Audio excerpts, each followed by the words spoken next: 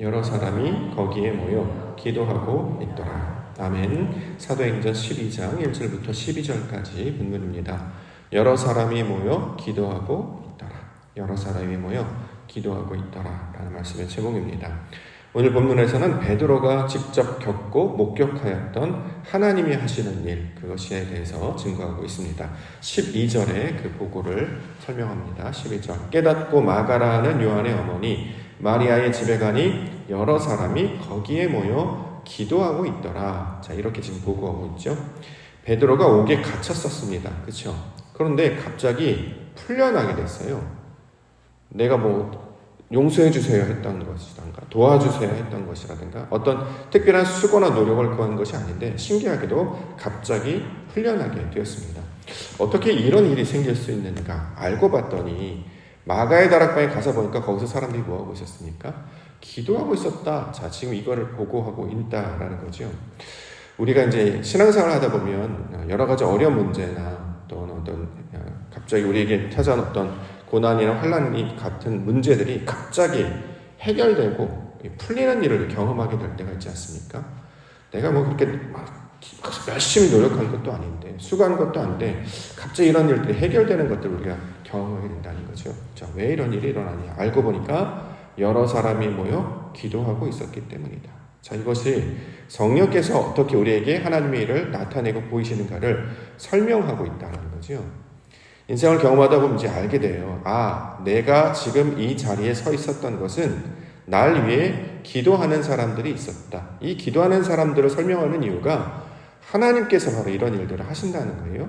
성령께서 우리에게 이런 일들을 하신다는 거죠. 그걸 이제 사람들을 통해서 보여주시는 거예요. 하나님의 역사는 하나님의 영은 우리 눈에 안 보이잖아요. 그래서 하나님께서 날 사랑하신다고 하는데, 나를 도우신다고 하는데, 나를 돌보신다고 하는데 어떻게 이런 일이 펼쳐지는가? 그래서 가장 먼저 어떤 사람들을 보여주시냐면 기도하는 사람들이 있었다라는 것을 깨닫게 하시고 심지어는 그것을 목격하게 하십니다. 우리의 문제를 잘 아시고 또 기도를 시키셔서 그 기도를 통해서 아, 하나님은 우리를 돌보시는구나, 우리와 함께 하시는구나, 그렇게 나를 사랑하시고 은혜 베푸시를 원하시는구나, 그걸 어떻게 해요? 겪게 하신단 말이죠. 그래서 사도행전의 목적은 증인이 되게 하시는 것이다. 이것을 우리가 어저께 말씀을 살펴보았습니다. 우리 하나님의 은혜는 구체적입니다. 우리 하나님의 사랑은 실제적입니다.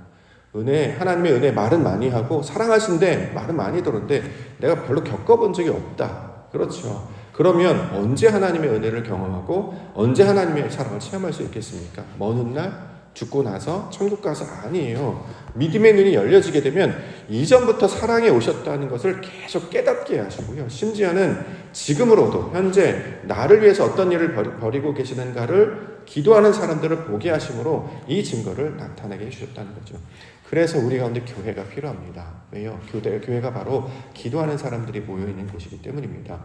그 사람들을 보고 만약 그들이 나를 위해서 기도한다면 하나님의 역사가 지금 실제적으로 벌어지고 있듯 증거가 되는 줄 믿습니다. 또 어떤 사람을 위해서 우리가 기도에 동참하고 있다면 하나님이 하시는 일에 초청받아서 그 일을 함께 감당하시는 그 동참하게 하시는 하나님의 사역이 되는 줄 믿습니다.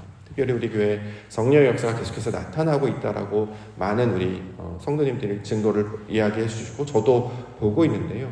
전 사도행전의 역사가 성경에서 일어나는 역사, 초대교회 가운데 일어나는 역사뿐만 아니라 현재 지금도 하나님의 이름을 간절히 부르고 찾는 이들에게 동일하게 나타나고 있는 역사라고 생각합니다. 더 나아가서 우리 옥도교회 가운데 하나님의 은혜와 사랑을 직접적으로 경험케 하시고 목격하게 하시고 체험하게 하실 뿐만 아니라 그 영광스러운 하나님의 일에 동참하게 하시려고 저와 여러분들을 불러주신 줄 믿습니다.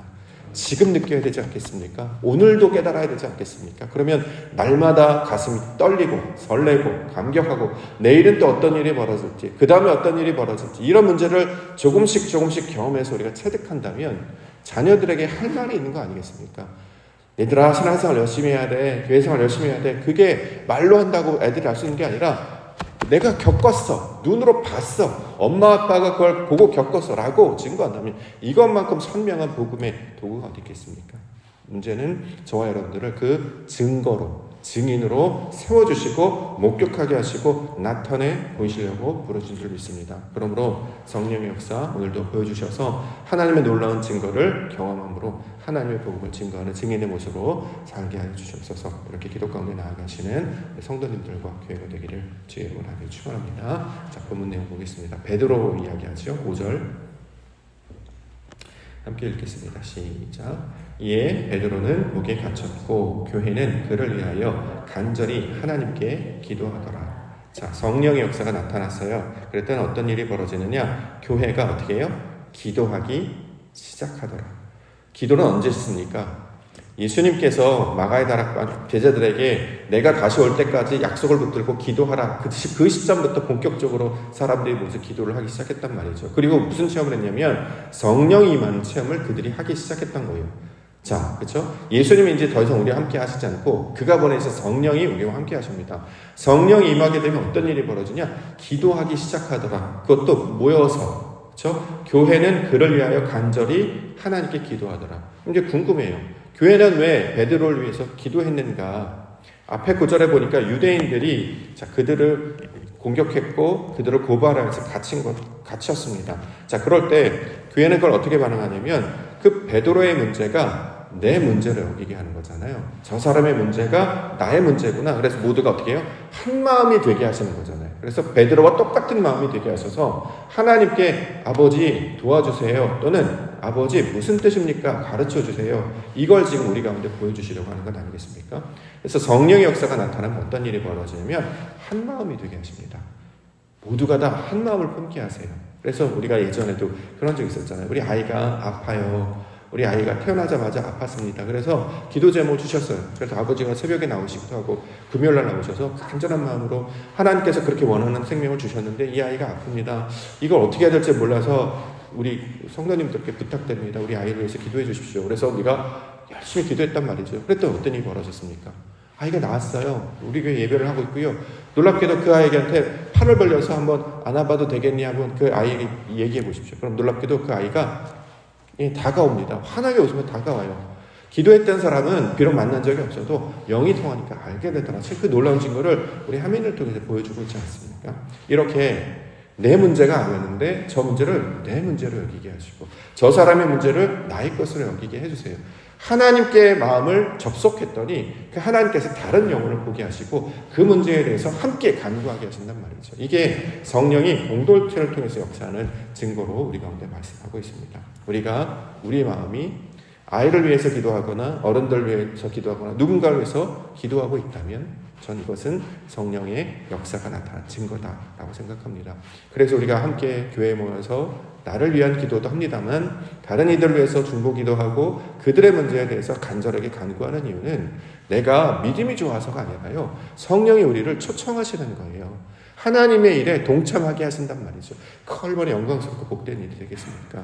그러면 어떤 일이 벌어지냐? 그 기도한 대로 많은 사람들이 함께 모여서 하나님의 뜻을 구하면 그 공동체에 하나님의 영광이 어떻게 나타나는지를 직접 보게 해주실 줄 믿습니다. 이걸 맛봐야 살아있는 신앙이고 이걸 경험하게 된다면 정말 뜨거운 우리 믿음을 우리가 갖게 되지 않겠습니까? 간절히 구하며 나아갈 때 하나님의 놀라운 역사를 보여주실 줄 믿습니다. 그러므로 기도하실 때에 나의 기도가 잘 안 되시는 분들이 있어요. 내 문제 또는 내 어려운 면들은 다른 분들의 기도 제공을 받으셔서 계속 간구를 하십시오. 그러면 어떤 일이 벌어집니까? 그의 문제가 풀리면 내 문제도 풀려요. 그게 하나님의 원리입니다. 그래서 하나님의 우리 기독교의 신앙은 다 관계를 통해서 말씀을 해주시는 말이죠. 하나님께서 나에게 문제를 주셨는데 내 기도는 잘 안 나오는데 다른 사람을 위해서 기도가 나옵니다. 그러면 붙잡고 하나님께서 이 일을 하라고 하시는구나. 이것을 기억하고 성령의 역사구나. 그 증거를 삼아서 하나님의 이름을 간절히 부르짖는 우리 기도의 자리, 기도의 백성들 되시기를 소망합니다. 자, 주의 사자에 관한 이야기 이어서 하고 있습니다. 7절부터 9절까지 제가 읽을게요. 호련히 주의 사자가 나타나며 옥중에 광채가 빛나며 또 베드로의 옆구리를 쳐 깨워 이르되 급히 일어나라 하니 쇠사슬이 그 손에서 벗어지더라. 천사가 이르되 띠를 띠고 신을 신으라 하거늘 베드로가 그대로 하니 천사가 또 이르되 겉옷을 입고 따라오라 하는데 베드로가 나와서 따라갈새 천사가 하늘 것이 생신줄 알지 못하고 환상을 보는 거 아니라. 자, 기도에 이제 집중하고 온 교회가 모여서 함께 기도합니다. 그래서 우리에게 나타난 문제가 이게 이제 하나님의 뜻인지 그냥 우리의 욕망인지 이게 이제 분별해야 되지 않겠습니까? 내가 정말 원해서 기도하면 다 풀립니다 그러면 또 이 기복신앙으로 빠질 수도 있기 때문에 자, 이런 것도 분별하기 위해서 이제 증거가 뭐냐면 사자가 있는가, 말씀이 있는가를 살펴야 된단 말이죠. 그래서 우리가 예배하거나 기도 모임을 하거나 이럴 때 꼭 메신저와 상의를 하시는 게 꼭 필요합니다. 교회마다 목사님이 서 있잖아요. 그렇죠? 우리가 기도 모임을 하려고 하는데 그러니까 문제를 알리셔야 돼요. 자기네끼리만 모여서 기도하는 게 아니라 교회에 알리고 우리가 무슨 목적인지 기도의 모임을 하고 기도의 제목도 함께 알리고 이러한 문제를 가지고 기도를 하려고 합니다. 그래서 기도 제목 서로 나누고 공동체 가운데 기도하는 것이 가장 좋긴 합니다. 자, 그런데 오늘 본문에 주의 사자가 나타난다 이렇게 얘기하잖아요. 이걸 주의 사자를 다른 말로 천사라고 지금 번역을 했는데 천사는 날개 달린 영적 존재를 가리키는 말이 아니라 하나님이 보내심을 받은 자라는 뜻이잖아요. 그래서 하늘에서 보내심을 받았다 그래서 그냥 하늘 천자 써서 천사라고 이제 이걸 번역을 하는 것 뿐이죠.